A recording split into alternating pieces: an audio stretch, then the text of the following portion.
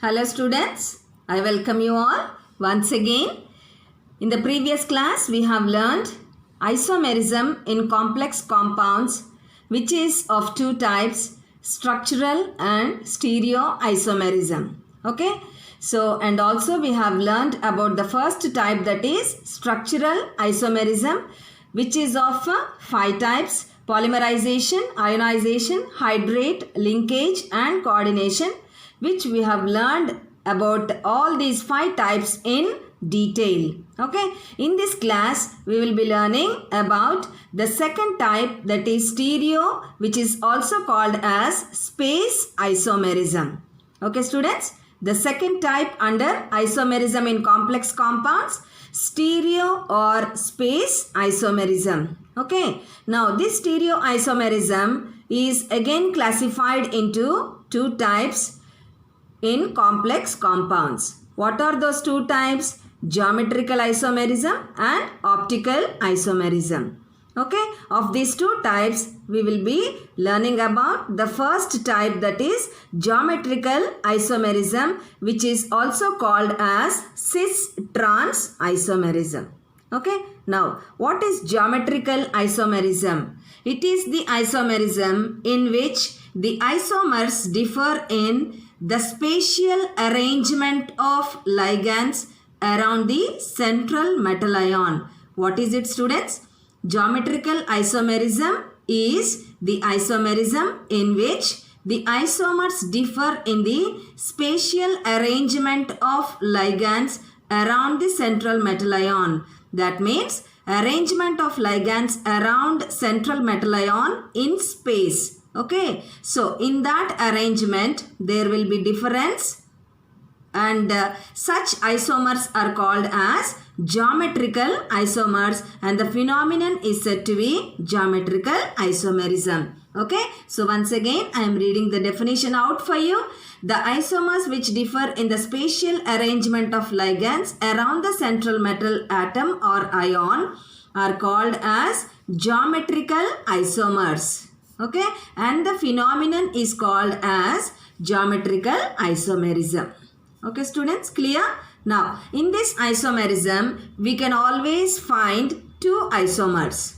What are those two isomers? One is cis isomer and the other one is trans isomer. Okay, hence this isomerism can also be called as cis-trans isomerism. Okay, so in geometrical isomerism there always exist two isomers, one cis isomer and the other trans isomer. So what is this cis isomer and what is this trans isomer? When do we call a geometrical isomer cis form, and when do we call a geometrical isomer a trans form? Okay, so the geometrical isomer in which two similar ligands are on same side is called as cis isomer, and the geometrical isomer in which two similar ligands are on opposite side is called as trans isomer.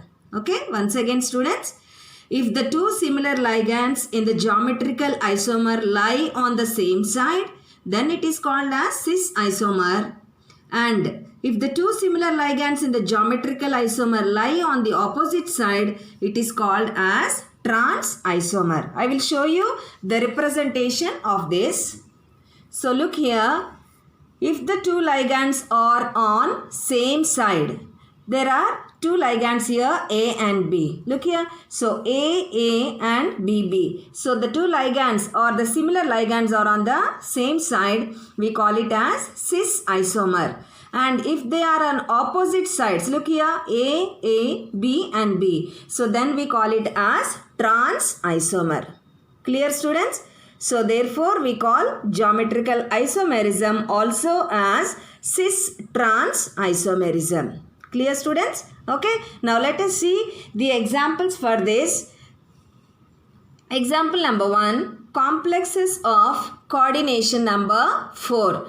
What are these complexes called, students? Complexes of coordination number 4, we call them or there are two types under this, tetrahedral complexes and square planar complexes. Okay, but Only square planar complexes can exhibit geometrical isomerism, whereas tetrahedral complexes cannot show this isomerism. Why tetrahedral complexes cannot exhibit geometrical isomerism? Because the distance between the ligands in space will be same. Because of that, tetrahedral complexes cannot show geometrical isomerism. Okay, hence only square planar complexes whose coordination number is 4 can exhibit geometrical isomerism. Okay, so the first type under square planar complexes which can show geometrical isomerism.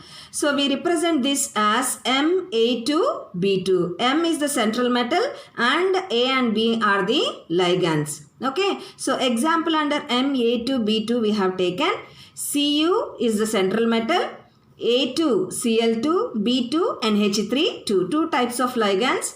One is chloro and the other one is amine group. Okay, so how do we name these students? NH3, 2 are there na. So diamine, chloro groups 2 are there. Dichloro, central metal atom is copper. So dichloro, copper 2. 2 is its oxidation state. If you try to calculate the oxidation of copper, you will be getting it as 2. Hence it is named as diamine dichloro copper 2. Okay students, clear? Now representation of this these geometrical isomers. Look here, central metal atom copper, NH3, NH3, Cl, Cl. So similar ligands lying on the same side. What is it called as? Cis form or cis isomer of diamine dichloro copper 2.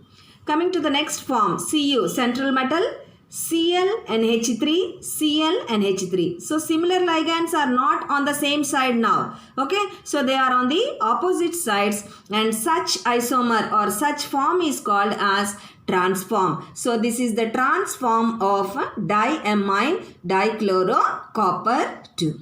Okay, so this is what students? The first type, that is Ma2, B2 type. Okay, moving on to the second type. Second one is Ma2BC type. M is, what did I tell you? Central metal. So there are now 3 types of ligands. Okay, look here. Copper is the central metal. One chloro, one bromo and the other one is amine group. Okay, so Ma2BC. A2 means NH3 2 groups are there.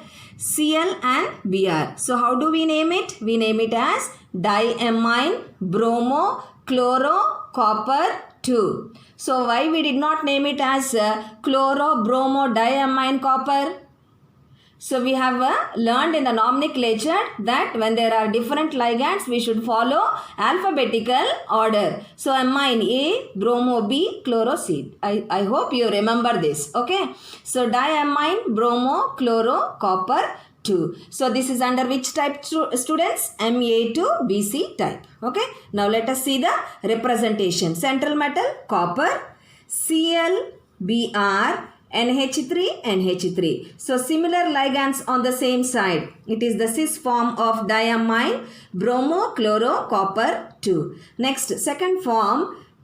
Now the similar ligands are not on the same side. NH3, NH3, Br, Cl. So we call it as trans isomer or transform of diamine, bromo, chloro, copper 2. Okay. So this is under which type? Ma2BC type. M is the central metal. These are the ligands. Okay. Next, coming to the third type, that is MAB2 type.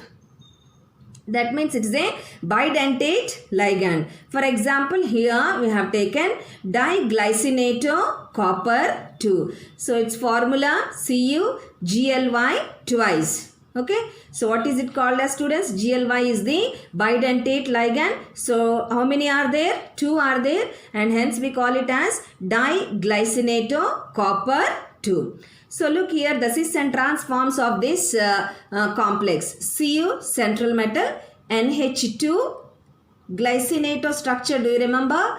NH2, CH2, COO minus. That ligand is. Okay. So NH2, CH2, C double bond O, O. Next, NH2, CH2, C double bond O, O. Okay. So, both are on the same side, NH2, NH2. So, hence we call it as cis isomer. Okay.